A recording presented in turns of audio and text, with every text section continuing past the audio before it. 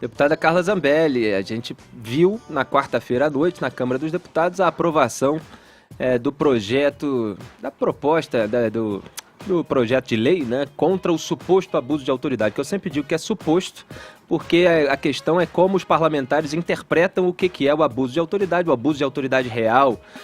Todos nós repudiamos, é claro. A questão é que se eles estão criando mecanismos para dificultar a prisão de criminosos, aí é claro que merecem o repúdio da sociedade. E eu vi, até nas suas manifestações nas redes sociais também, não só lá na Câmara dos Deputados, que a senhora criticou vários pontos, pelo menos, do projeto de lei contra o suposto abuso de autoridade. Agora, o seu partido, o PSL, parece que assinou ali o requerimento de urgência, por exemplo, e ainda não está muito clara qual foi a participação do governo nessa aprovação. Depois, até o deputado Ricardo Barros, se eu não me engano, fez uma declaração à TV Câmara dizendo que havia um acordo com o governo para que se vete no máximo o uso de algemas quando não houver resistência à prisão. O Bolsonaro está dizendo que vai deixar isso para a semana que vem, que a parte jurídica vai analisar, vai ouvir os ministros e tal, mas que já haveria essa informação circulando, que já haveria um acordo para que ele vete só um item, no máximo 2. Como é que a senhora vê a participação do seu partido e do governo nessa questão? É um assunto bem delicado mesmo, foi uma semana difícil. Eu fiquei sabendo desse projeto de abuso de autoridade, entraria na pauta, eu fiquei sabendo na terça-feira. Vamos colocar para o ouvinte, esse é um projeto do Renan e do Requião de 2017. 2016, acho que é. Ele tá mortinho lá, agora aproveitaram, é isso, né? É o projeto dos senadores Renan Calheiros e Roberto Requião. Isso. É isso. Muito bem. Do Randolph também teve participação, né? Tem vários projetos, né? Porque teve a inclusão de texto sobre abuso de autoridade dentro daquelas 10 medidas anticorrupção, desfiguraram o projeto na Câmara, depois foi para o Senado Federal, aí votaram uma versão diferente que só atingia magistrados e membros do Ministério Público, e agora tem uma versão ampliada que foi aprovada na Câmara dos Deputados.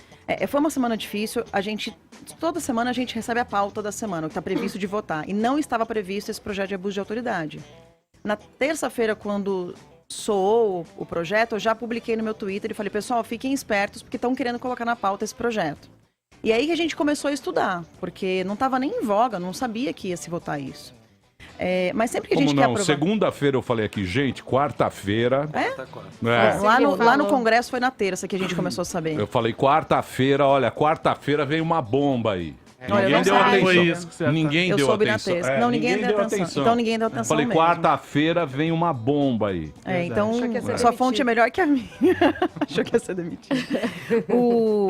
Então o que aconteceu? Na terça eu já publiquei e comecei a olhar o que era o projeto. Porque inicialmente eu imaginei que era aquele projeto, o das 10 medidas, que está menos pior que esse. Esse aqui está muito mais profundo.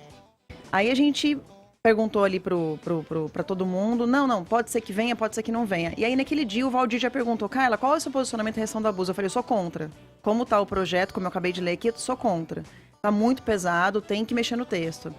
Só que vários deputados da bancada falaram assim de maneira genérica, sem ler o texto. Não, tem que se discutir o abuso de autoridade. O fato de ter dito tem que se discutir, o Valdir, eu acho que ele se sentiu legitimado a assinar um requerimento de urgência. Só que quando a gente fala em discutir um projeto de abuso de autoridade, o ideal é que ele passe por uma comissão, audiência pública, ouvir as partes, os envolvidos. Não aconteceu isso. Então, assim, o Maia disse, esse projeto está sendo discutido desde 2017. Peraí, desde 2016 se fala sobre isso, teve uma conversa sobre isso nas 10 medidas. Na comissão de 10 medidas não foi falado sobre abuso de autoridade, ele apareceu já lá no plenário como um destaque, uma emenda, alguma coisa assim. Foi um jabuti que colocaram lá atrás. Foi para o Senado daquele jeito e lá no Senado desconfiguraram tudo. Só de falar que o Renan Calheiros gosta disso já é um problema. O Valdir, quando assinou o pedido de requerimento de urgência, o que acontece? Eu estou com um exemplo aqui que eu fiz uma emenda substitutiva a esse projeto de lei pedindo para suprimir vários artigos. Eu consegui a assinatura lá na hora. Mas agora tá na mão do Bolsonaro. O Bolsonaro. Agora nós vamos ver quem é o Bolsonaro. Só para responder a pergunta do Felipe. Agora nós vamos ver quem é o Bolsonex. Aquele cara aí eu vou explicar falava... qual é a situação do Bolsonaro. Vocês vão entender, peraí. O Bolsonaro, você lembra o que ele falava? O negócio do Queiroz? Claro. Tá ok? Quem que vai ter que entrar, vai ter que mostrar também. Tá? Já mudou o COAF, já tá fazendo o esqueminha do negócio. Não fala assim do Bolsonaro, Emílio. Não tô falando, eu tô falando. Ali. Deixa eu falar pra você. Eu fico indignada quando fala do Bolsonaro. Eu tô errado? Não, ele vai ter que tomar uma posição agora. Não, ele vai ter que Quero tomar, ver mas... quais são as alegações aí. Mas aí deixa eu só terminar no raciocínio. Mas aí ele tá numa posição, sim. PSL, Podemos, Novo e Cidadania assinaram o meu pedido de emenda. O que acontece? Como eu não tive 100 e poucos deputados representados aqui, eu não consegui apresentar essa emenda para suprimir os artigos. O que aconteceu com o requerimento de urgência não é que o Valdir assinou concordando com o projeto de abuso de autoridade. Ele assinou um requerimento para ir a plenário para votar o requerimento de urgência. Então é como se você desse um apoiamento para uma PEC, falasse, tá bom, vamos discutir esse assunto. É igual o meu aqui. Isso aqui seria votado também, não seria já aprovado. Então, mas Zambelli... Eu acho que o Valdir errou, e eu falei para ele, você errou, porque nem todo mundo era favorável à urgência desse requerimento. Ele assinou, ok, ele errou o fato dele ter assinado, mas o governo e o PSL ficou contra o projeto, ficou contra o requerimento de urgência, e o requerimento de urgência foi aprovado. E agora? Agora vai para a sanção do Bolsonaro. Aí tem gente mas falando na rede assim... Cara, o líder, então, assinou contra a vontade da bancada? Sem consultar a bancada se era urgente mesmo o assunto ou não. Porque a urgência faz com que o voto seja muito rápido. Eles votaram rápido. Igual quando vota para aumentar o salário, né? O próprio salário. Exatamente. O requerimento de urgência é para projeto, por exemplo, como o foro privilegiado. Pô, coloca direto no plenário.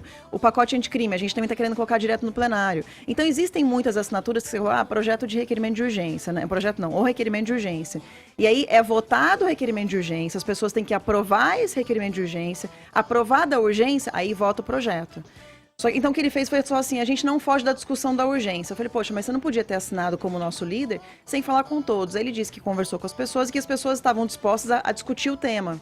E aí ele errou. Ele sabe que errou. Agora, sim, também não dá para responsabilizar... Errou ou recebeu uma ordem de cima para fazer isso? Porque às vezes fica parecendo que essas articulações são teatrais. Uma pessoa faz uma coisa, a outra posa em público, que é o contrário. Parece mesmo, parece. O que acontece é o seguinte, existe uma reunião de colégio de líderes.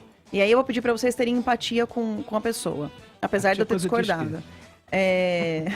Quando existe uma reunião de colégio de líderes, todos os líderes falam assim, a gente vai aprovar o requerimento de urgência. Se o posicionamento do governo for contra, qualquer coisa que seja aprovada é como se o governo tivesse sofrido uma derrota. Então, tem vezes que é melhor você falar assim, olha, tá bom, a gente libera a bancada, vocês discutem, tá bom, vocês podem discutir. Do que o governo falar, não, a gente é contra, tá bom, mas 350 deputados são a favor. Então, o governo sofreu uma derrota. E é isso que acontece lá na hora. A análise que a gente faz na hora é assim, e aí, o governo vai orientar como? Não vamos orientar ou vamos liberar a bancada. Quando você tem uma coisa que tem que firmar a posição, aí você firma a posição. Como, por exemplo, firmaram posição em relação a ser contra o abuso de autoridade, ser contra o projeto. Firmou a posição. Agora, não dá para você falar não para tudo quando você sabe que todo o colégio de líderes e todos os deputados estão favoráveis àquilo ali. Vai ser sempre aparecer assim na imprensa. O governo sofreu uma derrota. E esse posicionamento do líder é muito difícil de tomar uma decisão ali na hora.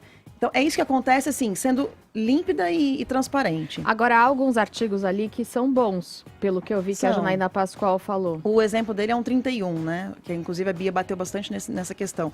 Tem um procurador que pega uma investigação e coloca a investigação 2, 3 anos, vai estendendo a investigação, porque ele sabe que se ele denunciar, é arquivado. Então, ele fica estendendo uma investigação para poder desgastar aquela pessoa. Isso daí é um abuso de autoridade.